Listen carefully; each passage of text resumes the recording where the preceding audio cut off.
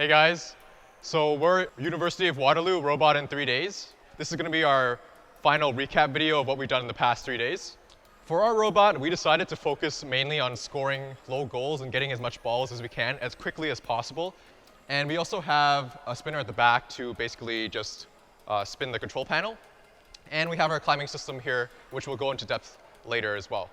So starting with the drivetrain, we're going with six 6-inch pneumatic wheels to get over the steel bumps in the middle of the field. Our chassis is 29 long by 28 wide. We didn't really think that we need to go all the way to 32 wide to max out the frame perimeter, because if we go any wider, it gets a little bit harder to maneuver. So moving on to the control panel mechanism, we wanted to see what we'd be able to achieve with basically as minimal effort as possible, because we were focusing a lot of our efforts on the other two mechanisms. So what we ended up going with was these two 4-inch Coulson wheels stacked on top of a piece of 1x1 box tube. The concept being we would just drive up to the control panel, make contact with it, and spin the wheels, and then that would spin it a number of times.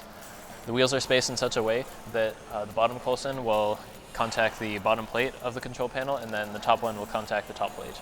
Ideally, if we had more time, we would have added a color sensor so that we'd be able to actually see what color it's detecting.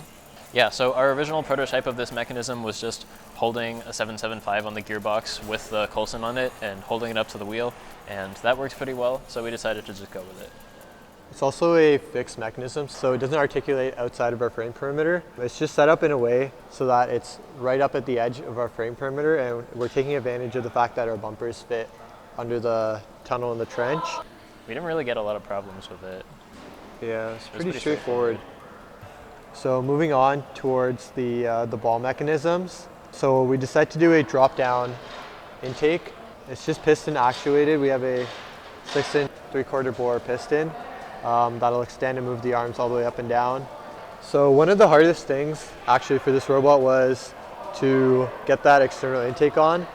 So we couldn't really figure out a good place to fit the pistons and actually have the arm come all the way up and be inside our frame perimeter.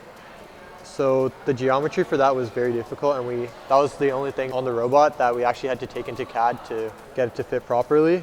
So moving on to the conveyor, we decided to do 2 rows of wheels just to get it up high enough to score in the low goal, and also be able to intake from the human player feeding station, the high one.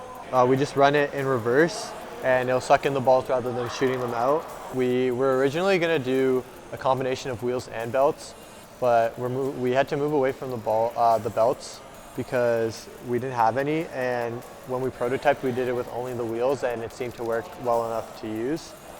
Another part of our conveyor system is the hood that we have on the top. So originally, we planned on having it pneumatically controlled and having 2 positions rather than 1 fixed hood. We thought that we would need 2 different set positions to shoot into the low goal and either score in the high goal or intake from the human player feeding station. But after some prototyping, we realized that with the hood in the position that it's in right now, it didn't need to articulate and it could be fixed, and we can still intake from the human player feeding station and shoot out into the low goal. We also moved away from shooting into the high goal because we didn't think we had enough time to be able to create a mechanism that'll shoot it consistently enough to actually pursue it. It is capable of doing it, but it's very inconsistent. So some of the issues we ran into were actually holding 5 balls in total. Right now, theoretically, we can hold 5 balls, but realistically, like during a match, it would only hold 3, maybe 4. Also with the wheel spinners on the conveyor, we have it set up in a way so that the top spinner doesn't spin while we're intaking balls, so that the balls don't just shoot out of the top. The problem with that is when there's a ball that's touching the top spinner and we're trying to intake another ball, it actually jams the bottom spinner as well, because the ball is actually in contact of both of them, and we're unable to intake another ball. Another issue with our ball mechanism is the arms for our drop-down intake are 1/2 inch to 1 inch too long. This happened because of some communication errors.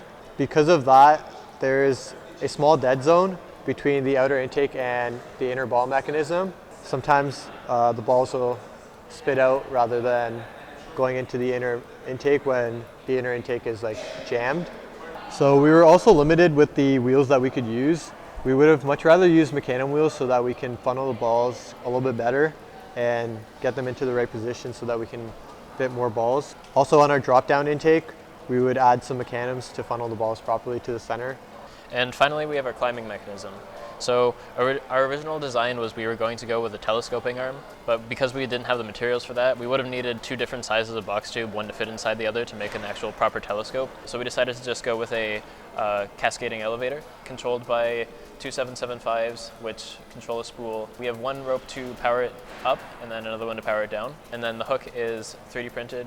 So the hook is designed in such a way that we're able to climb on either side of the generator switch, but it also has a gap in the middle so that we can fit right in the middle of the generator switch if we wanted to. We also considered doing 2 hooks, one on either side, but we decided to just go with 1 hook instead, just in case 1 hook would fall off. It wouldn't be so bad. And also, the robot's already pretty heavy, and so we were worried that another hook might add more weight. We also didn't have as many materials as we would have liked to, so we were being a bit conservative with materials there. So some issues that we ran into when we were developing this mechanism. The first one was no matter how many times we tried to tie the rope to bolts on the mechanism, the rope is just very stretchy, and so it meant that over time as we practiced with it, it would get a lot more loose, and so sometimes the rope would start falling off the pulley. Ideally, we would have used steel cable or something else that's less stretchy in a real mechanism. So originally we only had 1 775 on the robot, and then we switched it to be 2 for a little bit more power. Still, ideally, you wouldn't be using 775s on this robot. It would be better to use something more powerful and with better stall torque like a sim.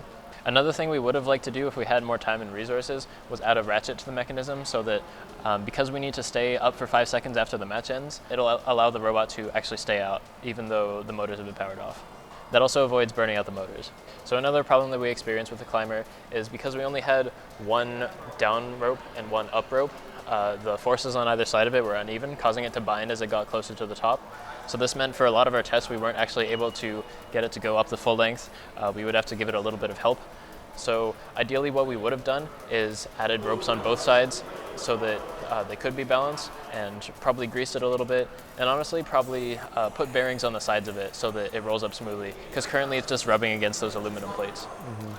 So although it worked for us, the 3D printing of the hook, we wouldn't recommend going into competition with a 3D printed hook, just because after many uses it's probably prone to breaking. We'd recommend going with a stronger material like actual gussets or metal plates that you cut out. So we did choose to go with 3D printing because we had a guy available who had a 3D printer, and he volunteered to 3D print the hook, and so that took a lot of strain off of us to have to design our own hook. So overall, we're pretty satisfied with our performance on our robot. We were able to accomplish all of our goals. We got our scoring mechanism done, we're able to do the disc, and we're able to climb. So that's pretty much most of what we'd be doing in the game anyway. Yeah, there were some critical design flaws, but overall, we think that in our 3-day time constraint, we did a pretty good job. We hope that you can learn from our mistakes and wish you guys good luck in your competition season. Have a good season.